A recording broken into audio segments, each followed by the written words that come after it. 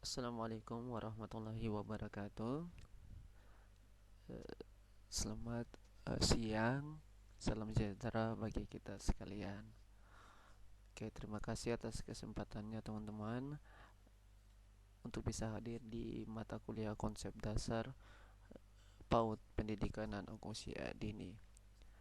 Ya, adapun pembahasan pada kali ini kita akan membahas tentang dua, yaitu hakikat pendidikan anak usia dini dan undang-undang yang terkait.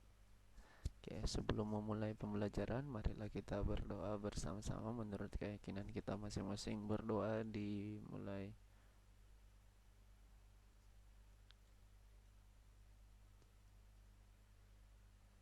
Amin. Selesai. Oke, langsung saja kita pada pembahasannya. Ya, slide yang pertama adalah kita akan membahas tentang hakikat pendidikan. Dalam hakikat pendidikan ada dua yang dilihat, yaitu wujud dimensinya dan arah pengembangannya. Oke, kita bahas satu persatu tentang wujud dimensinya, yaitu keutuhan terjadi antara aspek jasmani dan rohani, antara dimensi keindividualan, kesosialan, dan keberagaman antara aspek kognitif, afektif, dan psikomotor. Ya, pengembangan aspek jasmania dan rohania dikatakan utuh jika keduanya mendapat pelayanan secara seimbang. Ya, meskipun diakui bahwa nilai manusia akhirnya ditentukan oleh kualitas perkembangan aspek rohania, ya, seperti pandai, berwawasan luas, berpendirian teguh, bertenggang rasa, ya, dinamis, kreatif, ya, terlalu memandang aspek fisik, ya, tidak boleh diabaikan. Ya, pengembangan dimensi keindividual dan kesosialan serta kesusilaan dan keberagaman dikatakan utuh jika semua dimensi tersebut mendapat layanan yang baik, tidak terjadi pengabaian terhadap salah satunya.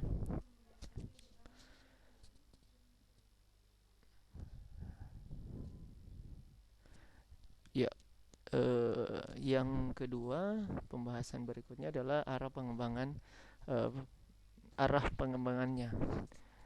Ya, keutuhan pengembangan dimensi hakikat manusia dapat diarahkan kepada pengembangan dimensi keindividualan, kesosialan, kesusilaan, dan keberagaman secara terpadu.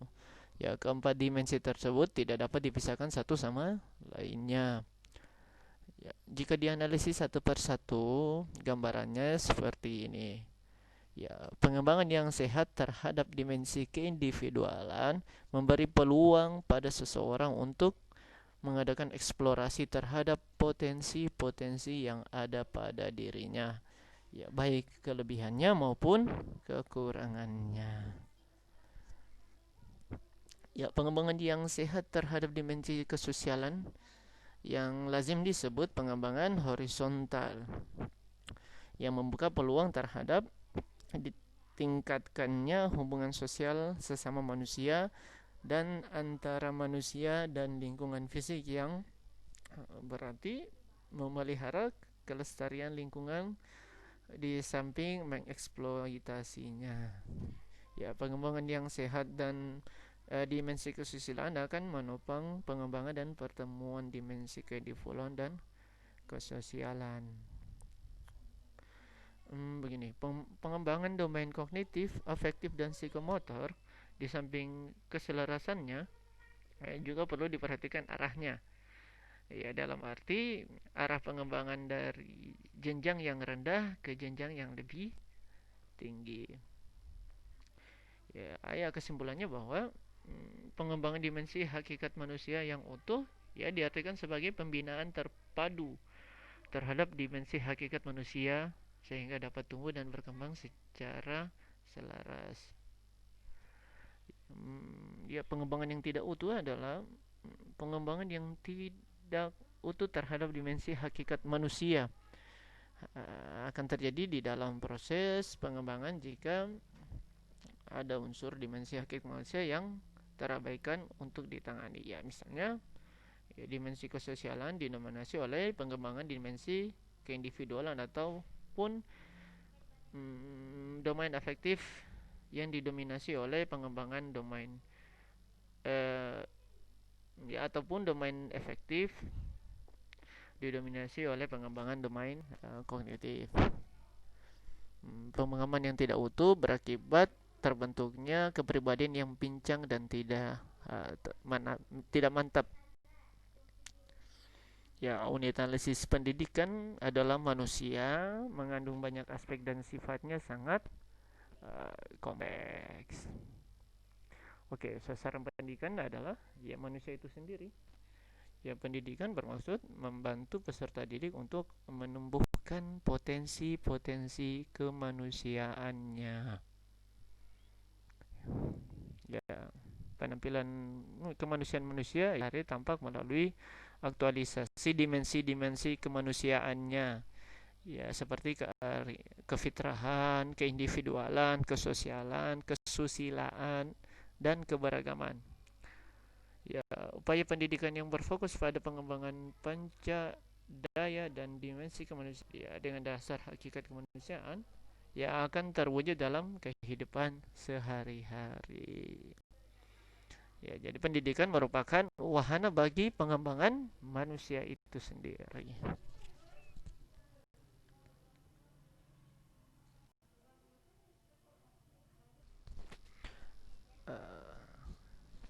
Ya, slide berikutnya yakni pengembangan pembelajaran.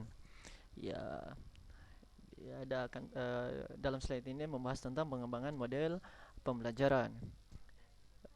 Ya, model mengajar atau pembelajaran harus mengandung suatu rasional yang didasarkan pada teori, ya berisi serangkaian langkah strategis yang dilakukan guru maupun siswa atau anak didik yang didukung dengan sistem penunjang atau fasilitas pembelajaran dan metode untuk mengevaluasi kemajuan belajar siswa atau anak didik itu sendiri.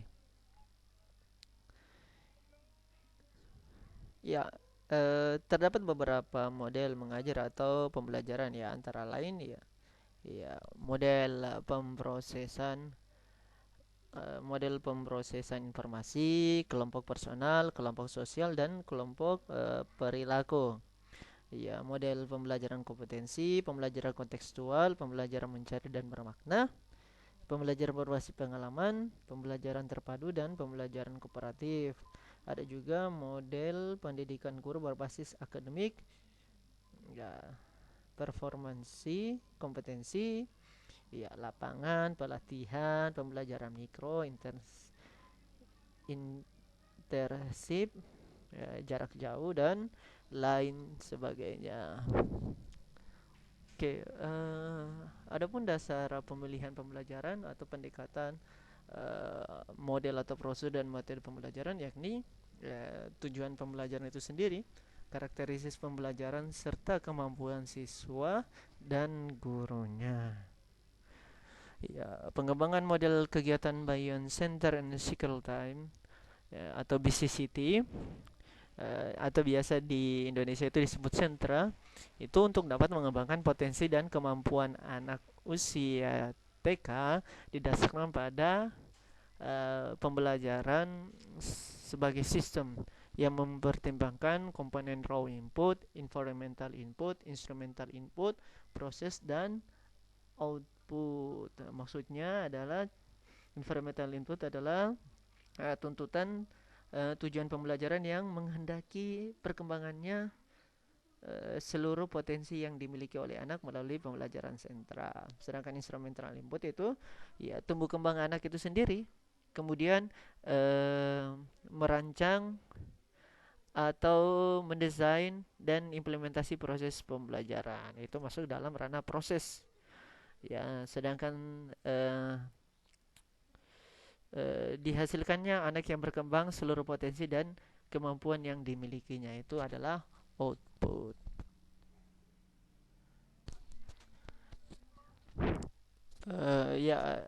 Pembahasan berikutnya di dalam pengembangan pembelajaran yaitu hakikat pembelajaran. Ya, pembelajaran adalah proses melalui aktivitas yang terorganisir atau perubahan melalui aktivitas untuk menghadapi situasi, membentuk karakter setiap aktivitas menuju kedewasaan. Ya.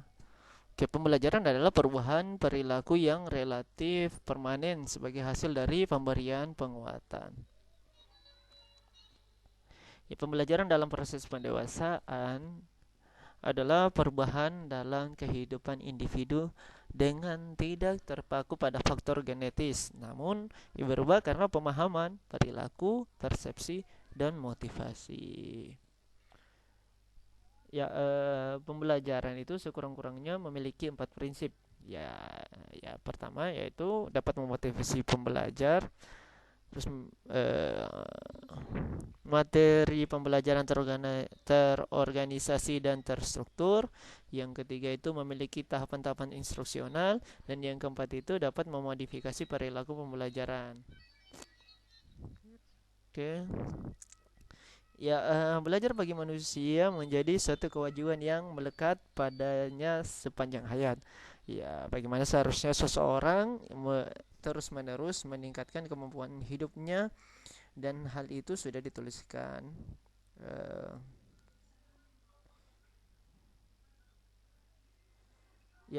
dituliskan dalam sejarah.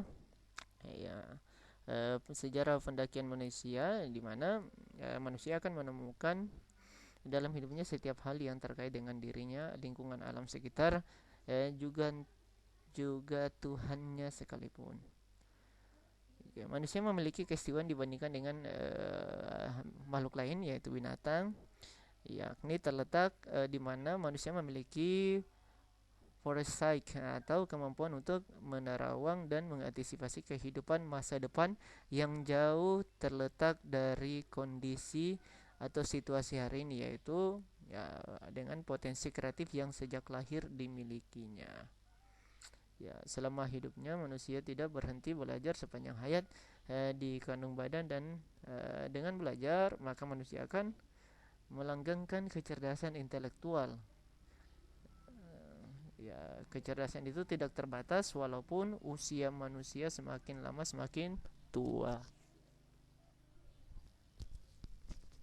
Ya, sejak awal kehidupannya manusia terlibat dalam belajar yang tak terhitung jumlahnya, mulai dari hal-hal yang sederhana sampai kepada belajar menguasai hal-hal yang kompleks dan canggih. Ya, belajar merupakan suatu aktivitas yang menimbulkan perubahan yang relatif permanen sebagai akibat dari upaya-upaya yang dilakukannya. Ya, perubahan-perubahan tersebut tidak disebabkan faktor kelelahan, kematangan, ataupun karena mengonsumsi obat tertentu. Ya, di dalam kenyataannya perubahan dalam bentuk respon-respon sebagai hasil belajar yang ada, yang mudah terlihat, tetapi tidak ada pula yang sifatnya potensial, artinya tidak segera terlihat. Oke, di dalam hakikat pembelajaran ada membahas tentang teori belajar. Ya, belajar menurut visi behaviorisme adalah perubahan perilaku yang terjadi melalui proses stimulus dan respon yang bersifat mekanis.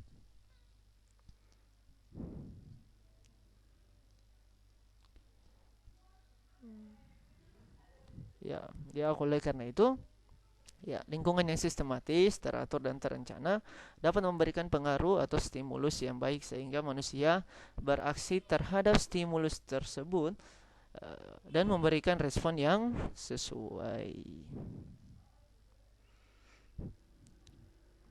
Ya, aliran behaviorisme adalah aliran yang percaya bahwa manusia terutama belajar karena pengaruh lingkungan. Ya, sedangkan menurut teori konstruktivisme, belajar adalah membangun pengetahuan itu sendiri setelah dipahami, dicernakan, dan merupakan perbuatan diri um, dari dalam seseorang. Dalam perbuatan belajar seperti itu bukan tentang isinya atau bukan tentang apanya pembelajaran yang penting, ya, melainkan bagaimana menggunakan peralat mental kita untuk menguasai apa yang kita pelajari. Ya, pengetahuan itu diciptakan kembali dan dibangun dari dalam diri seseorang melalui pengalaman pengamatan, pencernaan, dan pemahamannya. Ya, berikutnya adalah jenis-jenis belajar. Ada beberapa jenis belajar. Yang pertama ada belajar dengan secara taksonomi Bloom. Ya, taksonomi Bloom ini adalah jenis belajar yang diciptakan oleh Benjamin Bloom, ya, seorang ahli yang memberikan kategori belajar terdiri dari 3 kategori, yaitu yang dikenal sebagai domain atau ranah kognitif, afektif, dan ranah psikomotorik.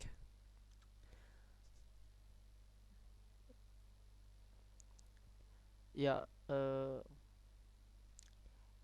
yang dimaksud dengan ranah-ranah ini oleh Bloom adalah perilaku-perilaku yang memang diniatkan untuk ditunjukkan oleh peserta didik atau pembelajar dalam cara-cara tertentu. Misalnya bagaimana mereka berpikir, itu ranah kognitif. Bagaimana mereka bersikap dan merasakan sesuatu, itu pada ranah afektif. Dan bagaimana berbuat, itu pada ranah psikomotorik. Oke, kita bahas yang pertama, yaitu pada ranah kognitif. Ini terdapat tingkatan yang mulai dari hanya bersifat pengetahuan tentang fakta-fakta sampai kepada proses intelektual yang tinggi, yaitu mengevaluasi sejumlah fakta. Ya, tingkatan tersebut yaitu pertama pengetahuan. Pengetahuan ini didasarkan pada kegiatan untuk mengingat berbagai informasi yang pernah diketahui tentang fakta, metode, atau teknik, maupun mengingat hal-hal yang bersifat aturan, prinsip-prinsip, dan generalisasi. Yang kedua adalah pemahaman, merupakan kemampuan untuk menangkap arti dari apa yang tersaji, kemampuan untuk menerjemahkan dari satu bentuk ke bentuk yang lain dalam kata-kata, angka, maupun interpretasi berbentuk penjelasan, ringkasan, prediksi, dan hubungan sebab akibat. Berikutnya adalah aplikasi. Aplikasi itu adalah kemampuan untuk memanfaatkan bahan-bahan yang telah dipelajari dalam situasi yang baru. Ya, kegiatan ini mengharuskan penerapan dan prinsip-prinsip, teori, rumusan, ataupun aturan-aturan. Selanjutnya adalah analisis dan sintesis, yaitu kemampuan analisis merupakan penguraian atau mengurai bahan-bahan yang telah dipelajari menjadi komponen-komponen atau bagian-bagian, sehingga struktur dari yang dipelajari itu menjadi lebih jelas.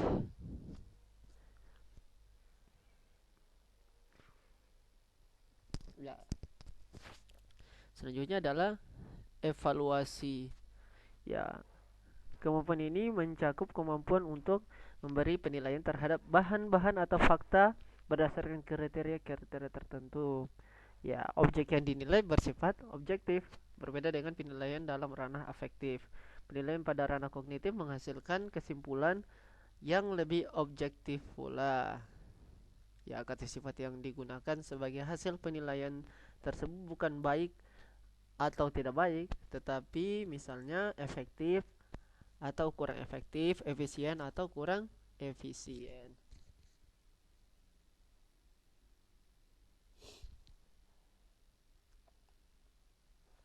Oke, setelah tadi membahas tentang kognitif, ada pula membahas tentang afektif, dimana adalah dalam hal ini sikap. Berbicara tentang sikap, menurut Benjamin Bloom itu memiliki 3 komponen, yaitu komponen kognitif, afektif, dan konatif. Ya, komponen kognitif dalam sikap itu merupakan pengetahuan individu tentang objek sikap. Komponen afektif itu merupakan keyakinan individu dan penghayatan orang tentang objek sikap. Ya, apakah ia merasa senang atau tidak senang, bahagia atau tidak bahagia.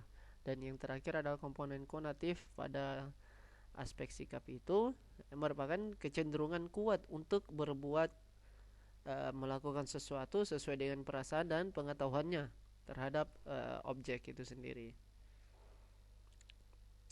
Ya, ketiga hal tersebut berinteraksi dalam memahami, merasakan objek dan bertindak terhadap objek tersebut.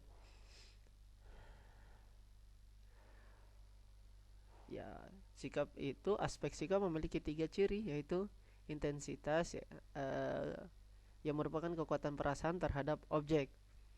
Berikutnya adalah arah terhadap objek, yakni apakah positif atau negatif ataupun netral.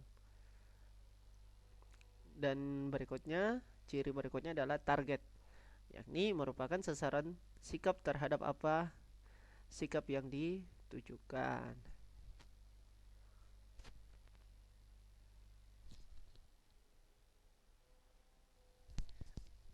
Ya, sikap juga disusun lagi sedemikian rupa sehingga menunjukkan tahapan yang hierarki, yaitu tingkatan tersebut dimulai dengan menerima stimulus secara pasif, memberi respon secara aktif, memberi penilaian terhadap respon yang dilakukan, mengorganisasikan, yang artinya menjadikan objek tersebut sebagai bagian dari dirinya atau karakterisasi.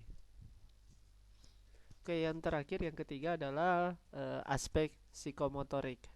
Setelah kita bahas tentang kognitif dan afektif, ya, aspek psikomotorik itu menekankan keterampilan motorik yang bekerja dengan benda-benda atau aktivitas yang memerlukan koordinasi saraf dan otot. Ya, contohnya seperti kegiatan berbicara, menulis, berbagai aktivitas pelajaran jasmani, dan program-program keterampilan. Oke, ketiga aspek ini yakni kognitif, afektif, dan psikomotorik ini sering dinyatakan sebagai tiga serangkai. Sebutannya lainnya adalah kognisi, konasi, perasaan, atau cognition, connection, dan feeling, atau berpikir, berkehendak, dan bertingkah. Berpikir, berkehendak, dan bertindak, thinking, willing, dan acting. Ya, dalam kehidupan sehari-hari tidak ada bukti seseorang berbuat tanpa melibatkan pikiran dan perasaan, betapapun kecil posisinya. Oke, berikutnya adalah kita akan mempelajari jenis belajar menurut Robert Gagné. Ya, kategori belajar menurut Gagné meliputi 5 jenis kemampuan manusia. Yang pertama adalah kecapapan intelektual. Kemudian yang kedua adalah strategi kognitif. Yang ketiga adalah informasi verbal. Yang keempat itu belajar kecakapan motorik. Yang kelima itu belajar sikap dan nilai.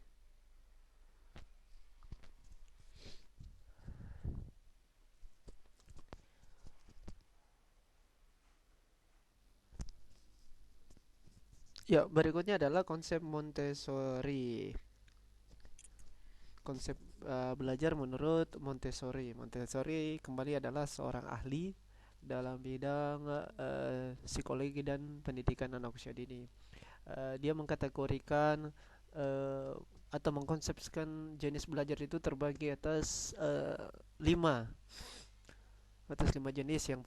Yang pertama adalah 5 konsep belajar. Yang pertama adalah pentingnya kebebasan atau concept of freedom, di mana metode pendidikan Montessori menekankan pentingnya kebebasan. Mengapa demikian? Dalam nuansa atau iklim yang bebaslah anak dapat menunjukkan dirinya. Tugas orang dewasa adalah bertanggung jawab dalam membantu perkembangan fisik dan psikis anak-anak. Oleh karena itu, dalam setiap aktivitas harus disediakan ruang yang bebas dan terbuka. Berikutnya adalah struktur dan keteraturan. Ya, konsep belajar dengan struktur dan keteraturan. Ya, dalam hal ini alam semesta harus tercermin dalam lingkungan kelas Montessori. Ya dengan demikian anak akan menginternalisasinya dan akhirnya membangun mental dan intelijensinya sendiri terhadap lingkungan. Ya melalui keteraturan anak akan belajar untuk percaya pada lingkungan dan belajar untuk berinteraksi dengan lingkungan secara positif. Ya konsep berikutnya adalah realistis dan alami. Ya, lingkungan pendidikan Montessori itu didasarkan atas prinsip realistis dan kealamian. Ya, di mana anak harus memiliki kesempatan untuk menginternalisasikan keterbatasan alam dan realistis supaya mereka terbebas dari sikap berangan-angan atau fantasi maupun ilusi, baik yang bersifat fisik maupun psikologis. Ya, hanya dengan cara ini mereka mengembangkan disiplin diri dan keamanan yang dia perlukan untuk menggali dunia eksternal dan internal mereka dan untuk menjadikan mereka pengamat realistis hidup yang aktif dan apresiatif. Selanjutnya konsep yang keempat yaitu keindahan dan nuansa, di mana ya lingkungan Montessori harus sederhana. Semua yang ada di dalamnya harus memiliki desain dan kualitas yang baik. Tema warna harus menunjukkan kegembiraan. Kemudian nuansa ruangan harus terkesan santai dan hangat sehingga mengundang anak untuk bebas berpartisipasi aktif. Oke. Dan konsep yang terakhir adalah alat bermain Montessori atau Montessori material. Di mana di sini bukan semata-mata alat bermain, tetapi semua benda yang ada dalam lingkungan. Tujuan dari semua benda itu bukan bersifat eksternal untuk mengajar anak keterampilan, tetapi tujuan utamanya adalah bersifat internal, yaitu membantu perkembangan fisik dan pembangunan diri anak itu sendiri. Oke, benda-benda atau alat-alat bermain harus membantu pembentukan internal anak. Oleh karena itu, ya, benda atau alat bermain tersebut haruslah sesuai dengan kebutuhan internal anak itu sendiri. Artinya, ya benda-benda atau alat-alat bermain ya harus disajikan atau diberikan pada momen yang sesuai dengan perkembangan mereka. Oke, selanjutnya adalah jenis belajar menurut konsep belajar high scope. Ya, high scope memberikan kebebasan belajar kepada anak melalui pendekatan konsep active learning. Ya, dengan memberikan pengalaman secara langsung kepada anak berinteraksi dengan lingkungan sekitarnya. Ini orang ada di sekitarnya, alat bermain, bahkan dengan idenya sendiri. Oke, metode pengajaran high scope ini menggunakan prinsip-prinsip seperti memberikan lingkungan yang nyaman, memberikan dukungan kepada tingkat laku dan bahasa anak, membantu anak dalam menentukan pilihan dan keputusan, serta membantu anak dalam menyelesaikan masalahnya sendiri dengan melakukannya sendiri pula. Ya, pembelajaran high scope berdasarkan pada ide Jean Piaget. Jean Piaget adalah ahli atau teoretikus dalam pendidikan anak usia dini. Berdasarkan idenya yang menjelaskan bahwa anak-anak harus terlibat aktif dalam pembelajaran mereka sendiri. Ya, pembelajaran yang berfokus pada anak atau student center memberikan kebebasan kepada anak untuk mengembangkan kemampuan yang dimilikinya. Interaksi antara anak dan lingkungan sangat luas sekali sehingga memungkinkan bagi anak untuk aktif dalam setiap pembelajaran. Selanjutnya adalah kategori jenis belajar menurut UNESCO dengan memberikan 4 kategori, yaitu learning to know, learning to do, learning to live together, dan learning to be.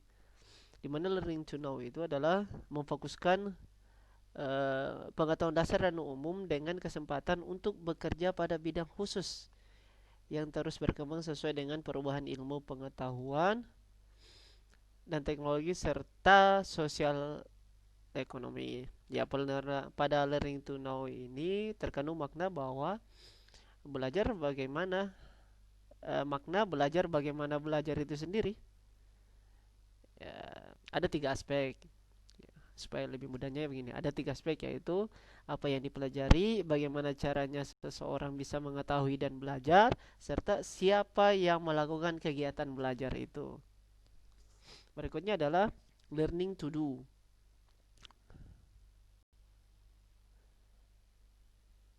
Ya, secara konseptual, learning to do sama dengan konsep learning by doing atau belajar dengan melakukan atau berbuat. Ya, artinya bukan hanya mendengar atau melihat semata-mata. Ya, dalam hal ini pengalaman mempraktikkan suatu kegiatan merupakan alat atau jalan untuk memperoleh pengetahuan dan bukan merupakan hasil kegiatan. Selanjutnya adalah learning to live together. Ya, dalam kehidupan global di mana perbedaan kultur, geografis, dan etnis membangun pluralisme, ya maka masyarakat harus menyikapinya dengan kearifan. Oke, hal ini terwujud jika kita mampu memahami orang lain, kesiapsiagaannya, dan mampu berinteraksi dengan mereka secara harmonis. Ya, dengan belajar hidup bersama-sama secara harmonis, ya diharapkan kita akan mampu berinteraksi, mengatasi berbagai konflik, lebih-lebih di wilayah dengan keberagaman kesiapsiagaan yang sangat besar. Ya, kecakapan tersebut eh, merujuk kepada aneka ragam pengetahuan, keterampilan, sikap, dan nilai, serta kompetensi subjek yang belajar untuk berpartisipasi dan bekerja sama dalam kegiatan. Kemudian yang terakhir adalah learning to be, yang merujuk pada pengembangan potensi insani secara maksimal. Ya, setiap manusia memerlukan kesempatan untuk mengaktualisasikan dirinya dengan kebebasan yang lebih besar dan kearifan melakukan pilihan-pilihan yang uh, pembelajaran dengan rasa tanggung jawab yang kuat. Oke, okay, dengan learning to be, ya berarti seseorang mengenal jati diri serta kemampuan dan kelemahannya, dan dengan konsep kompetensi-kompetensi yang dikuasainya membangun pribadi yang utuh secara terus-menerus. Ya, berikutnya adalah Undang-Undang Sistem Pendidikan Nasional Nomor 20 Tahun 2003. Ya, sebelum membahas ini saya lanjut saja dulu pada pembahasan tentang jenis belajar, uh, pilar dan dimensi pembelajaran, karena nanti Undang-Undang Sistem Pendidikan itu akan lebih jelasnya di slide berikutnya. Oke, kita bahas tentang pilar dan dimensi pembelajaran. Yang pertama adalah kewibawaan. Ya, meliputi unsur pengakuan dan penerimaan, kasih sayang dan kelembutan, penguatan, tindakan tegas yang mendidik, serta pengarahan dan keteladanan pendidikan terhadap peserta didik. Selanjutnya adalah um, kewiyataan, ya, di mana wahana pendidikan yang terbentuk melalui kewibawaan itu tidak akan berarti banyak sebagai wahana pendidikan tanpa diberikannya muatan yang memadai ke dalam wahana itu. Ya, isi pembelajaran maksudnya ya. Isi pembelajaran sangat penting sekali sehingga tujuan dan materi yang dimaksudkan itu benar, tidak keluar dari, bahkan mengandung perkembangan potensi yang dimiliki anak itu sendiri. Oke, selanjutnya kita akan membahas tentang Undang-Undang Sistem Pendidikan Nasional. Ya, berikutnya kita akan membahas tentang Undang-Undang Sistem Pendidikan Nasional Nomor 20 Tahun 2003. Ya, kita cepat saja. Undang-Undang Nomor 20 Tahun 2003 tentang Sistem Pendidikan Nasional menyebutkan bahwa ya, kurikulum adalah seperangkat rencana dan pengaturan mengenai tujuan, isi, dan bahan pelajaran serta cara yang digunakan sebagai pedoman penyelenggaraan kegiatan pembelajaran untuk mencapai tujuan pendidikan tertentu. Berdasarkan pengertian tersebut, terdapat dua dimensi kurikulum. Dimensi pertama adalah rencana dan pengaturan mengenai tujuan, isi, dan bahan pelajaran. Sedangkan yang kedua adalah cara yang digunakan untuk kegiatan pembelajaran. Ya, kurikulum 2013 ya. Kurikulum Teknologi Pendidikan Anak Usia Dini, yaitu kurikulum yang terbaru, itu diberlakukan mulai tahun ajaran 2014-2015 yang memenuhi kedua dimensi tersebut. Pendidikan anak usia ini merupakan pendidikan yang paling fundamental karena perkembangan anak di masa selanjutnya akan sangat ditentukan oleh berbagai stimulasi yang bermakna yang diberikan sejak usia dini. Dimana Undang-Undang Nomor 20 Tahun 2003 tentang Sistem Pendidikan Nasional bab 1 pasal 1 butir 14 menyatakan bahwa PAUD merupakan suatu upaya pembinaan yang ditujukan kepada anak sejak lahir sampai dengan usia 6 tahun yang dilakukan melalui rangsangan pendidikan untuk membantu pertumbuhan dan perkembangan jasmani dan rohani agar anak memiliki kesiapan belajar dalam memasuki pendidikan lebih lanjut. Itu penjelasan tentang PAUD secara undang-undang ya yang digunakan saat ini. Ya, menurut ahli neurologi, pada saat lahir otak bayi mengandung 100 sampai 200 miliar neuron atau sel saraf yang siap melakukan sambungan antar sel, antar sel.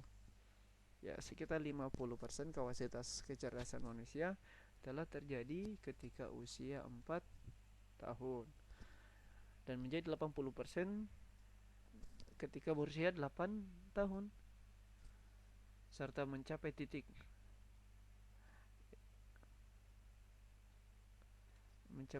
100% ketika berusia dari 8 sampai 18 tahun ya.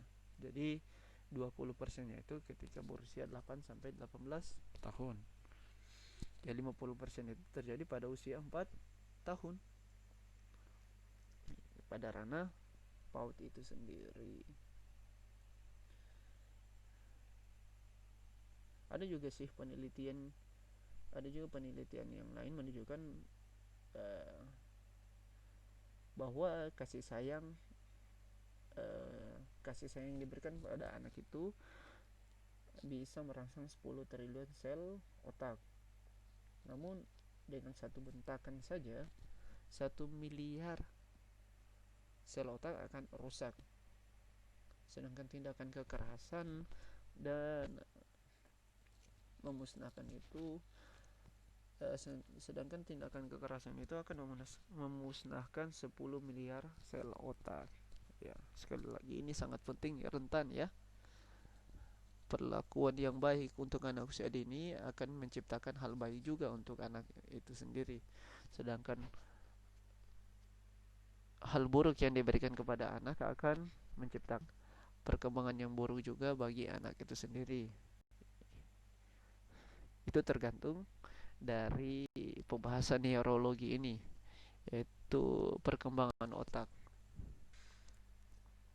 Oke. Salah satu upaya yang dapat dilakukan dalam rangka pengembangan potensi anak adalah dengan program pendidikan yang terstruktur. Ya, salah satu komponen untuk pendidikan yang terstruktur adalah kurikulum. Ya, program pendidikan anak usia dini dirancang dengan karakteristik yang pertama mengoptimalkan perkembangan anak yang meliputi aspek nilai agama, moral, fisik motorik, kognitif, bahasa, sosial emosional, dan seni yang tercermin dalam keseimbangan kompetensi sikap, pengetahuan, dan keterampilan. Yang kedua, menggunakan pembelajaran tematik dengan pendekatan saintifik dalam pemberian rangsangan pendidikan. Yang ketiga, menggunakan penilaian autentik dalam memantau perkembangan anak. Dan yang keempat itu memberdayakan peran orang tua dalam proses pembelajaran. Ya, Kurikulum 2013 saat ini mengenai pendidikan usia dini juga bertujuan untuk mendorong perkembangannya potensi anak agar memiliki kesiapan untuk menempuh pendidikan. Oke, program pendidikan anak usia dini dikembangkan dengan sejumlah landasan filosofis yang memberikan dasar bagi pengembangan keseluruhan potensi anak agar menjadi manusia Indonesia yang berkualitas sebagaimana yang tercantum dalam tujuan pendidikan nasional. Ya, berdasarkan hal tersebut, program pendidikan anak usia ini dikembangkan dengan menggunakan landasan filosofis sebagai berikut. Ini pendidikan berakar pada budaya bangsa untuk membangun kehidupan bangsa masa kini dan masa mendatang. Kedua adalah anak merupakan pewaris budaya bangsa yang kreatif. Yang ketiga adalah dalam proses pendidikan anak usia dini membutuhkan keteladanan, motivasi, pengayoman atau perlindungan dan pengawasan secara berkesinambungan. Dan yang keempat, usia dini adalah masa ketika anak menghabiskan sebagian besar waktunya untuk bermain. Ya, program pendidikan anak usia dini dikembangkan sesuai dengan tuntutan dan norma-norma yang berlaku di masyarakat setempat. Ini masih filosofisnya ya. Ya, masyarakat Indonesia adalah masyarakat yang sangat beragam. Ya, satuan PAUD itu sendiri merupakan representasi dari masyarakat yang beragam, baik dari aspek strata sosial ekonomi, budaya, etnis, agama, kondisi fisik maupun mental. Ya, program pendidikan anak usia dini itu dikembangkan dengan mengacu pada cara mendidik anak sebagai individu yang unik, memiliki kecepatan perkembangan yang berbeda dan belum mencapai masa operasional konkret. Karenanya digunakan pendekatan pembelajaran yang sesuai dengan tahapan perkembangan dan potensi setiap anak. Ya, kurikulum 2013 pendidikan anak usia dini dikembangkan dengan mengacu pada teori pendidikan berbasis standar dan kurikulum berbasis kompetensi. Kurikulum 2013 pendidikan anak usia dini menerapkan pembelajaran dalam bentuk pemberian pengalaman belajar langsung kepada anak yang dirancang sesuai dengan latar belakang, karakteristik, dan usia anak. Ada pula landasan-landasan yuridis program pendidikan anak usia dini yang bisa dipelajari nanti, yakni pertama, Undang-Undang Dasar Negara Republik Indonesia tahun 1945, Undang-Undang Nomor 20 Tahun 2003 tentang Sistem Pendidikan Nasional, Undang-Undang Nomor 17 Tahun 2005 tentang Rencana Pembangunan Jangka Panjang Nasional beserta segala ketentuan yang dituangkan ke dalam Rencana Pembangunan Jangka Menengah Nasional. Berikutnya juga ada Peraturan Pemerintah Nomor 19 Tahun 2005 tentang Standar Nasional Pendidikan, sebagaimana telah diubah dengan Peraturan Pemerintah Nomor 32 Tahun 2013 tentang perubahan atas Peraturan Pemerintah Nomor 19 Tahun 2005 mengenai Standar Nasional Pendidikan. Ada juga Peraturan Presiden Nomor 60 Tahun 2013 tentang pengembangan anak usia dini holistik integratif. Ya, muatan kurikulum PAUD atau pendidikan anak usia dini berisi program pengembangan yang pertama, program pengembangan nilai agama dan moral, program pengembangan fisik motorik, program pengembangan kognitif, program pengembangan bahasa, program pengembangan di sini program pengembangan sosial emosional. Harusnya yang kelima, program pengembangan sosial emosional, dan yang terakhir program pengembangan seni. Ya, sekian yang dapat saya sampaikan. Lebih dan kurangnya mohon maaf. Ya, terima kasih atas perhatian teman-teman sekalian. Marilah kita tutup perkuliahan ini dengan doa bersama-sama. Berdoa dimulai.